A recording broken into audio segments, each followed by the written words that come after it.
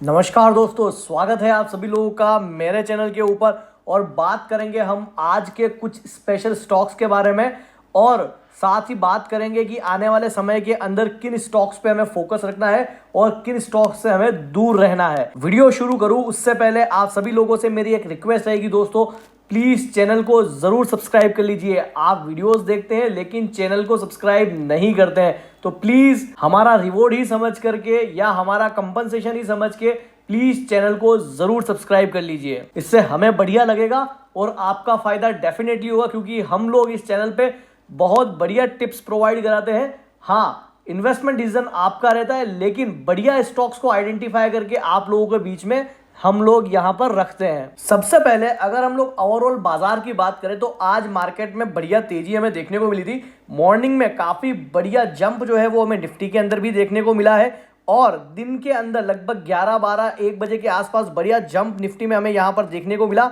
और उसके बाद हल्की प्रॉफिट बुकिंग जरूर आई, लेकिन फिर भी 150 पॉइंट्स की अच्छी बढ़त के साथ आज निफ्टी अपनी क्लोजिंग देता है। तो इससे एक ओवरऑल हमें आइडिया तो लग ही गया होगा कि आज स्टॉक्स ने काफी बढ़िया परफॉर्म किया होगा, तभी मार्केट में हमें इतनी बढ़िया हरियाली देखने को मिली है। तो सबसे पहले हम लोग बात करते हैं EIL के बारे में, इंजीनियरिंग इंडिया लिमिटेड। मैंने अपनी पहली एक वीडियो के अंदर भी इस पर्टिकुलर कंपनी को कवर किया था और आप लोगों को बोला था कि इंजीनियरिंग सेक्टर की कंपनी है, बहुत बढ़िया कंपनी है, और आने वाले समय के अंदर अगर हम लोग लॉन्ग टर्म इन्वेस्टमेंट करते हैं तो हमें बढ़िया रिटर्न्स जो है वो इस कंपनी में देखने को जरूर मिल सकते हैं।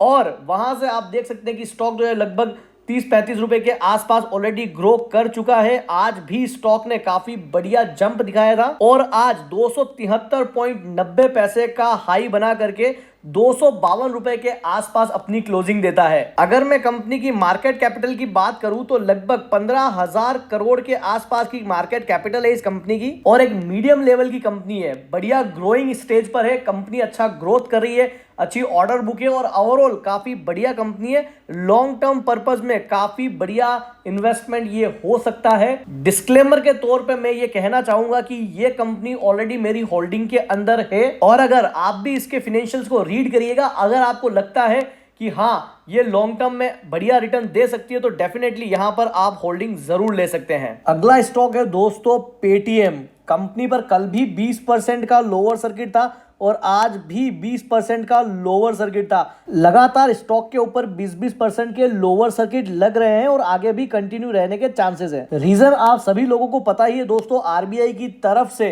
कुछ रेस्ट्रिक्शंस लगाए गए हैं पेटीएम पेमेंट्स बैंक के ऊपर, और उस वजह से कंपनी का काफी बिजनेस जो है वो इफेक्ट होने वाला है, और काफी हेवी करेक्शन जो है वो हमें स्टॉक प्राइस के अंदर फ्यूचर में देखने को मिलेगा। ये सिर्फ 2-3 सर्किट की बात नहीं है, ये हो सकता है कि 100-150 लेवल के आसपास भी हमें देखने को मिल सकता है, क्योंकि काफी ज्यादा बड़ा इशू है कंपनी के लिए। तो पेटीएम से दोस्तों दूरी जरूर बना के रखिएगा, और अगर आप लोगों को किसी भी समय मौका मिलता है स्टॉक से आउट होने का तो डेफिनेटली यहां से आप जरूर आउट हो जाइएगा। अगला स्टॉक है दोस्तों ओलेक्ट्रा ग्रीनटेक। में लगातार इस कंपनी को भी कवर कर रहा हूं और ऑलमोस्ट अपनी सारी वीडियोस के अंदर मैं डेली इस कंपनी को कवर करता हूं, क्योंकि मुझे लगता है कि ये आने वाले समय के अंदर बहुत बढ़िया रिटर्न हमें देती हुई दिखाई देगी। आज भी स्टॉक के अंदर हमें काफी बढ़िया तेजी देखने को मिली, लगभग 3.25% के आसपास की तेजी के साथ अपनी क्लोजिंग देता है। 1810 का आज हाई बनाता है। स्टॉक जो है वो लगातार ऊपर जाता है, देन दिन के अंदर आप कह सकते हो कि जब क्लोजिंग करता है तो हल्की गिरावट के साथ में बिल्कुल लगभग फ्लैट होता है और फिर अपनी क्लोजिंग देता है। आज भी स्टॉक ने वैसा ही किया, थोड़ा जंप लिया, देन उसके बाद अगेन हल्की गिरावट आई और फिर लगभग 3.25% के आसपास की अपनी क्लोजिंग देता है और 1800 के लेवल के आसपास जा रहा है। कल भी उसने 1800 के ऊपर टच किया था और आज भी उसने 1800 के ऊपर अपने आप को टच किया है। मुझे लगता है कि आने वाले समय के अंदर ये यहां से भी बहुत बढ़िया लेवल्स हमें दिखाता हुआ दिखाई देगा। तो मेरी तरफ से ओलेक्ट्रा ग्रीनटेक लॉन्ग टर्म के लिए बहुत बढ़िया पिक है। मैं फिर से डिस्क्लेमर देना चाहूंगा, ये मेरे पोर्टफोलियो के अंदर है। कंपनी के फाइनेंशियल्स को आप रीड करिएगा, अच्छे से इस पे रिसर्च करिएगा। अगर आप लोगों को लगता है कि पैसा लगाना चाहिए तो डेफिनेटली ओलेक्ट्रा के अंदर आप पैसा लगा सकते हैं। अगला स्टॉक है सर मेरी तरफ से टाटा मोटर्स। पिछले साल मोहरत ट्रेडिंग के समय मैंने इस स्टॉक को कवर किया था और तब भी कहा था कि आप इसे लॉन्ग टर्म में आप इसे होल्ड करिएगा, बहुत बढ़िया रिटर्न आपको देखने को मिलेगा। उस समय मैंने टाटा मोटर्स और उसके अलावा अल्ट्राटेक सीमेंट को भी मैंने कहा था कि आप इसको लॉन्ग टर्म में आप रखिएगा, बहुत बड़ा रिटर्न हमें देखने को मिलेगा। तो वहां भी आप देख सकते हैं कि लगभग 10,000 का लेवल वो ऑलरेडी टच कर चुका है। आने वाले समय के अंदर मुझे लगता है टाटा मोटर्स में हमें 1,000 रुपए तक का जो लेवल है बहुत शॉर्ट टर्म में हमें देखने को मिल जाएगा, और उसके बाद 1,500 रुपए के आसपास तक का भी लेवल अगर हम लोग लॉन्ग टर्म में रुकते हैं तो वहां तक हमें देखने को इजीली मिल जाएंगे। हाँ, थोड़ा बहुत करेक्शन भी आ सकता है, इसमें कोई बड़ी बात नहीं है। अगर कोई न्यूज़ ऐसी निकल करके आती है या फिर ऐसे कोई डिसीजंस आते हैं तो हो सकता है कुछ करेक्शन देखने को मिलेगा, लेकिन अल्टीमेटली इसकी जो चाल है वो हमेशा इसी तरीके से देखने को मिलेगी। आज कंपनी का रिजल्ट भी आया है, अगर हम लोग रिजल्ट की बात करें तो वहां भी हमें बहुत शानदार रिजल्ट देखने को मिला है। कंपनी के नेट प्रॉफिट के अंदर सालाना आधार पर 137% का इजाफा देखने को मिला है और प्रॉफिट निकल करके आया है 7,025 करोड़ का। और वहीं रेवेन्यू के अंदर भी 25% का जंप वाई बेसिस पर देखने को मिला है। तो नंबर्स बढ़िया देखने को मिले हैं, क्योंकि बहुत बढ़िया अभी कंपनी का कामकाज चल रहा है। मार्केट के अंदर प्रोडक्ट की बहुत अच्छी डिमांड है, ईवी सेक्टर बहुत बढ़िया कर रहा है, कंपनी के नए नए मॉडल्स लॉन्च हो रहे हैं। तो आने वाले समय में टाटा मोटर्स का जो फाइनेंशियल्स है वो और सुधरते हुए दिखाई देंगे और बढ़िया प्रॉफिटेबिलिटी आती हुई दिखाई देगी।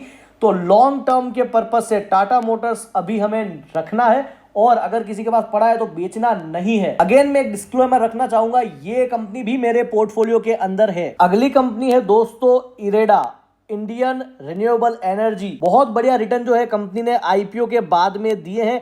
एक तो देखिए इरेडा जैसी कंपनी और दूसरी हमारी पेटीएम जैसी कंपनी है जिसने कभी आईपीओ के बाद में रिटर्न नहीं दिए हैं, लेकिन एक फेयर वैल्यूएशन पे लिस्ट हुआ स्टॉक अपने इन्वेस्टर को कितने बढ़िया रिटर्न्स दे सकता है वो हमने इरेडा के अंदर देखा है। मैं इसे भी काफी लंबे समय से कवर कर रहा हूं अपनी वीडियोस के अंदर, और मुझे लगता है कि लॉन्ग टर्म के अंदर काफी बढ़िया रिटर्न जो है वो हमें इरेडा के अंदर देखने को जरूर मिल सकते हैं, क्योंकि बढ़िया फाइनेंशियल रिजल्ट्स आए हैं कंपनी के इस क्वार्टर के, और एक्सपेक्टेड है कि आगे के रिजल्ट भी हमें बढ़िया देखने को मिलेंगे, क्योंकि रिन्यूएबल सेक्टर के अंदर काफी बढ़िया ग्रोथ हमें देखने को मिल रही है, और उसी के चलते इस स्टॉक के अंदर भी बढ़िया ग्रोथ हमें लॉन्ग टर्म में जरूर देखने को मिलेगी। अगला स्टॉक है दोस्तों उत्कर्ष स्मॉल फाइनेंस बैंक।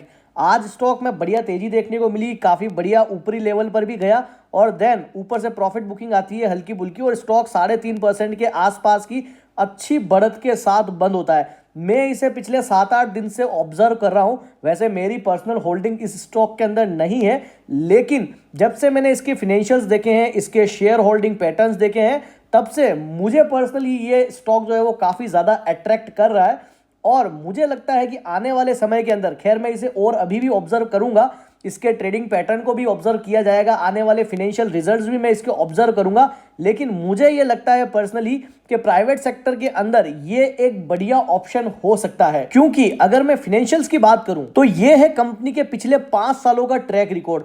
881 करोड़ का रेवेन्यू था कंपनी का 2019 के अंदर, और अभी 2500 करोड़ के आसपास का रेवेन्यू ऑलरेडी कंपनी कर चुकी है 2023 के अंदर। वहीं पर इंटरेस्ट इनकम के अंदर भी हमें बढ़िया ग्रोथ देखने को मिली है, एक्सपेंडिचर भी उसी एवरेजली बढ़े हैं, और कंपनी के मार्जिन्स जो है वो लगातार सुधरते हुए दिखाई दिए हैं, कंपनी के प्रॉफिट्स बढ़िया देखने को मिले हैं। तो ओवरऑल कंपनी का जो फाइनेंशियल्स है वो हमें ठीक देखने को मिल रहा है। वहीं अगर हम लोग शेयर होल्डिंग पैटर्न की बात करें तो लगभग 70% के आसपास की प्रमोटर शेयर होल्डिंग है, 11% के आसपास की डीआईएस की होल्डिंग है, पब्लिक के पास सिर्फ 19% के आसपास की होल्डिंग है। तो शेयर होल्डिंग पैटर्न भी कंपनी का काफी बढ़िया अट्रैक्टिव है, और मुझे लगता है कि आने वाले समय के अंदर अगर इसको प्रॉपर ट्रैक करें तो हो सकता है कि इसमें भी हमें कुछ बढ़िया आउटकम आते हुए दिखाई दे सकता है। लेकिन हाँ, मैं अभी इसे और ज्यादा ऑब्जर्व करना चाहूंगा पहले। अगला स्टॉक है दोस्तों केपीआईटी टेक। 3-4 दिन से लगातार मैं इस कंपनी को कवर कर रहा हूं, और मुझे लगता है काफी बढ़िया रिटर्न भी ये कंपनी दे रही है। आज भी लगभग 3.25% की बढ़िया तेजी के साथ स्टॉक अपनी क्लोजिंग देता है।